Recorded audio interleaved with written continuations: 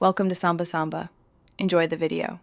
You start by verifying service and clearing transient faults.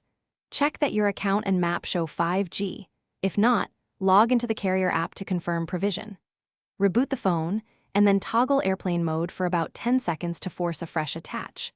Once done, check for carrier settings updates and an operating system patch, because mismatched settings often block 5G registration and updates frequently resolve radio compatibility issues. You now perform deeper diagnostics to find where the failure lies. Open field test mode or a diagnostics app to record band, RSRP, and RSRQ, because those metrics tell you whether the radio is getting usable 5G signal. Once done, compare the band to your carrier's published 5G bands and try switching APN or network mode. Many phones permit LTE plus 5G toggles.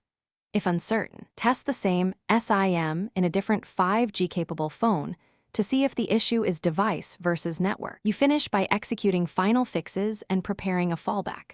First, reset network settings and reinsert the SIM to clear corrupt parameters. Then reprovision with carrier support while providing the diagnostic metrics you collected, because those numbers speed resolution.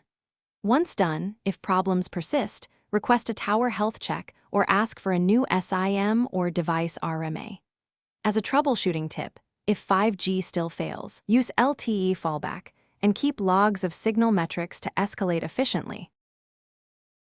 Thanks for watching. Consider subscribing if we helped you.